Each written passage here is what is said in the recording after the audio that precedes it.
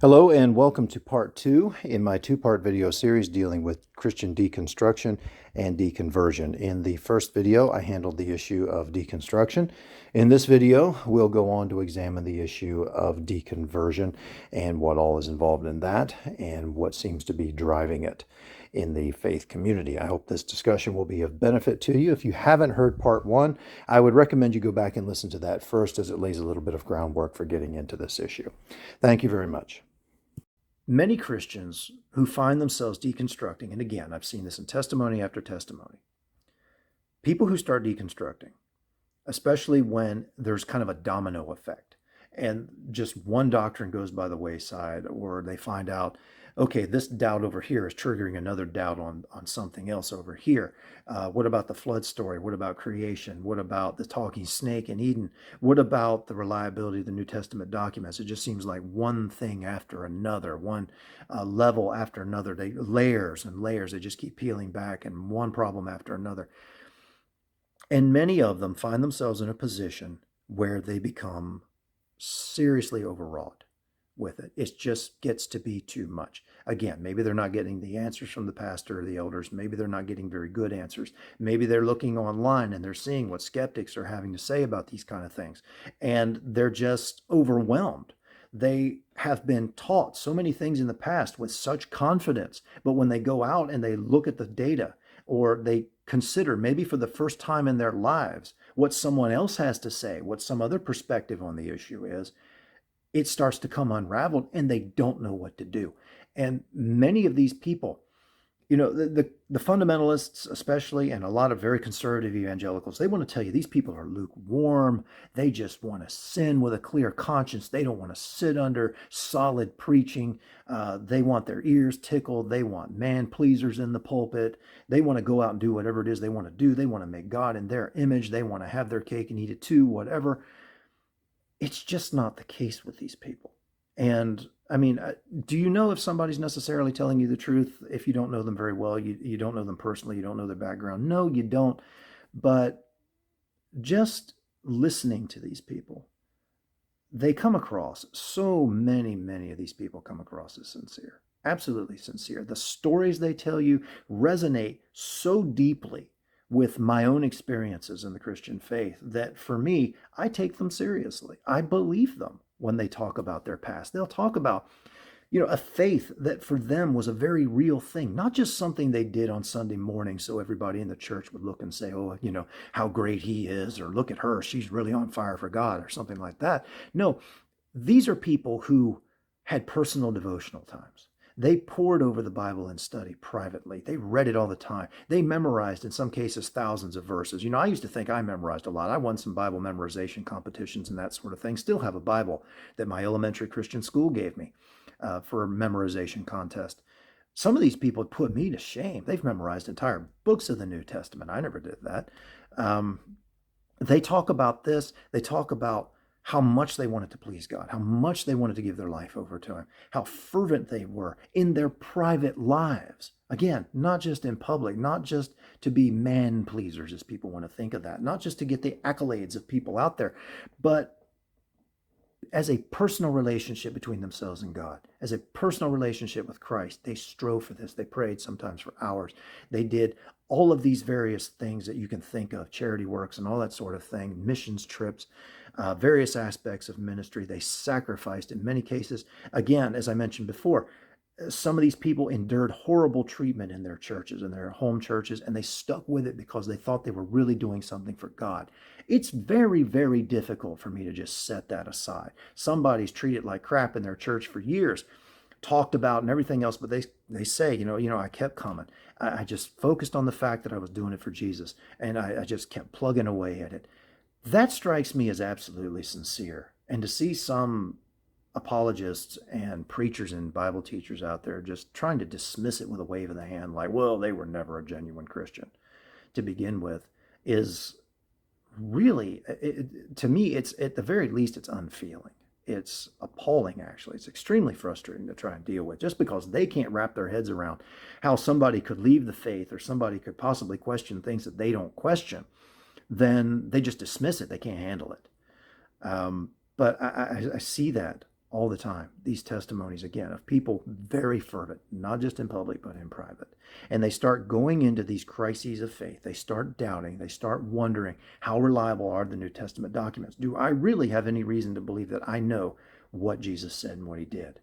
Because I have 4 anonymous books, not even written by eyewitnesses. And they look into the history of church tradition and all that sort of thing. And they say, what reason do I have to believe this? And they cry out to God. Many of these stories, these people cry out to God, and they are in anguish, emotional, mental anguish. They cry out and they say, Lord, please help me. You know my heart. You know I want to believe. You know how fervent I have been for you. You know how much I love you. And they'll talk about this going on for weeks, months, sometimes longer than that. And they get nothing. They don't hear anything. Heaven is silent. And they will say things like, look, I don't need answers to every question. They'll pray to God and say, Lord, I don't need answers to all of these questions. Just show up in my life in some tangible way. Give me something to hold on to. And I don't have to have all the answers. As a matter of fact, I've heard people say things like, they told the Lord, even if I am not allowed to tell anybody else about what happens, you show up for me, and I'm not even allowed to discuss it with anybody, at least I will know. I'll know the truth. I'll know all of this is real. I can be restored in my faith, and that's what I want. And especially when they looked at the potential consequences of abandoning the faith, not only would they face ridicule, accusations, which many of them have, terrible things being said about them. You were never a believer. You just want to sin, all that kind of stuff. But this was a cornerstone of their lives. Their faith was everything to them. When you find yourself suddenly separated from something that has been so central to who you are, to your very identity over the years, that's catastrophic. It's terribly traumatic. It's deeply troubling. Some people say they come away with a greater sense of freedom than they've ever had before, but others say, look, it's been a real battle. It's been a real struggle. I don't know who I am anymore. I don't know what to do with myself. I'm trying to completely reform myself and create an entirely new identity, and I just don't know how to do that. And sometimes I still lie awake at night and wonder if I'm wrong and if I'm going to hell. That kind of stuff goes through people throughout these experiences, all throughout these testimonies. I've seen this over and over again. And again, some pastors and teachers will just get up there and dismiss it like none of it matters. Or they see somebody, they'll know somebody who did all of these things, and they know how fervent that person was or apparently was in their faith. But then they make the decision to leave the faith, and they just tell them, well, it was never real to begin with. It's like they should just take everything that happened in their life, everything they know that happened, and just dismiss it. It wasn't real. You were deceived. Doesn't matter. Apparently these preachers and these teachers, they know everybody's minds and hearts better than they do, better than the actual people do. And they just pronounce these sweeping judgments. So they tell these stories over and over again. You will see these stories. It's questions about certain teachings of the faith and the faith system itself, combined with the hiddenness of God. This is what's driving deconversion.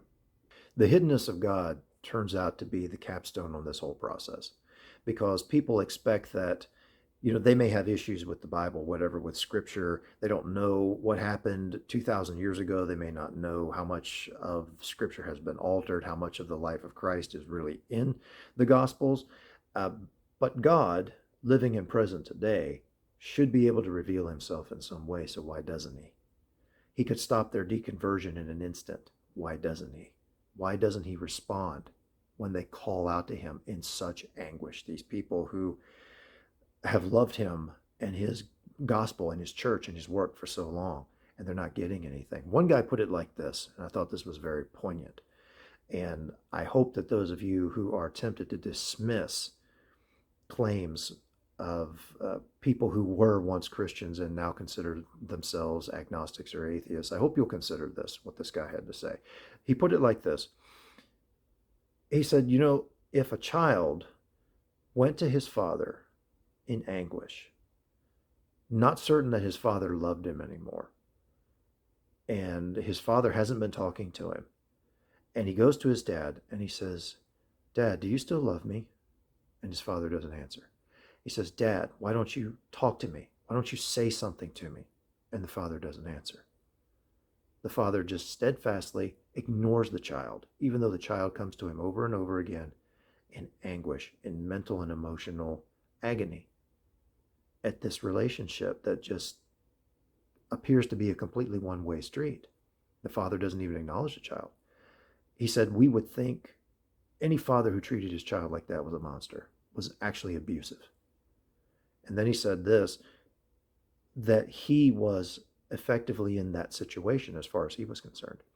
He had gone to God with all sorts of vexing questions, not certain what he could believe anymore about this faith that he had held for so long. And he got no answer. He says, I plead with God to answer me anything, just any sort of way of showing up, any sort of way of manifesting his presence in my life. And this God, who is supposed to be my father, and I'm supposed to be his child, won't even acknowledge me. He said, what am I supposed to make of that? What am I supposed to think about that?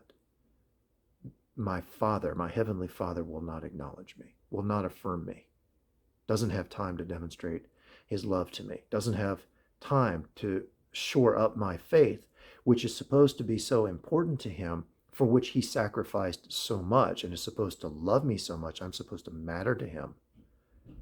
And he doesn't demonstrate it at all. I get nothing. Why? Tell me what reason I have to go on believing this is true, that this God exists and that he really loves me. Now, when you hear a story like that, or at least when I hear a story like that, there seems to be something, again, really poignant there. There seems to be something a whole lot deeper going on than, I just want to go sin. I just want to get drunk every night. I just want to go have sex with whoever I want to. I just want to forget about God and pretend he's not there and there's no judgment. All the kind of things you typically hear a lot of apologists and a lot of your hellfire preachers talking about when it comes to someone leaving the faith. Every night is Sodom and Gomorrah, basically. These people just want to go off into this lifestyle. I don't get that from that kind of testimony. And I could go on and on and on and give you lots more on these subjects. But again, I just wanted to do an overview here for those who are wondering, what is deconstruction? What is deconversion? What is driving these things? Why are we seeing this? What's happening? Are the people involved in this caught up in some kind of movement? Are they really serious? Is this hype? Whatever. Will anybody come back? Or are we losing them permanently? What's happening to the church? Is this the great falling away the Bible talks about? There's all kinds of discussions on this. So I wanted to get into this with those of you who aren't sure, especially what's going on, but also even with those of you who are tempted to dismiss it, tempted to mock it. I wanted to get into it and explain it more fully in an attempt to reach out and encourage you to look at it from the other side, to really think about it, to understand what's going on. Give these people the time of day. Listen to them. They're your friends. They're your family. If not now, they may be in the future. Your children may go through this. A spouse may go through this. And marriages have been broken up over this sort of thing. A brother or a sister may go through this. You may find people you never thought would question are suddenly caught up in very serious questions about their faith and don't know what to do. They're very troubled. They're looking for anybody to go to, and in many cases they don't want to talk about it openly because they're afraid, they're troubled, they're ashamed, they don't want to be ridiculed, they're looking for somebody to understand them. So I just want to encourage you, even if you think in the back of your mind, look, if somebody could walk away from the Lord as wonderful as he is, demonstrated himself to me, whatever criteria you base that on in your life, because let's be honest, people have kind of different expectations about how God should show up. I mean, somebody gets a great parking space at the store one day, they think that's God intervening on their behalf. Other people, they need somebody to walk up to them and say, hey, you had a dream about this last night, and God sent me to answer your question. That's an intervention of God for them. Other people, again, somebody walks up to them, gives them $5, that's God providing for a certain need or whatever. People weigh things differently. Again, our goal should be to understand one another, should be to really make an attempt to hear one another out. So I wanted to make that appeal. Even if you think these people are not genuine believers at all, or they wouldn't be going through this, have some compassion toward them. understand that they think it's real. If you don't think it's real, they sure do. Many of them, again, having been so fervent in their private as well as their public lives, have some compassion. Give them deference, give them the benefit of the doubt, and just listen to them and try to understand them. Because you're going to have to deal with this. Again, over the next 50 years, Christianity in the West, and particularly in the United States, is going to change dramatically. It's not going to look the same. So one way or another, you're going to have to deal with it. If you're going to have to deal with it, you need to understand it. And if you're going to be dealing with these people, many of whom, again, could be your own friends and family, and you want to treat them with love, whether you agree with them or not, whether you understand them or not, and you want to treat them with love, try to understand what they're going through. So thank you for listening. I hope this has been helpful. God bless.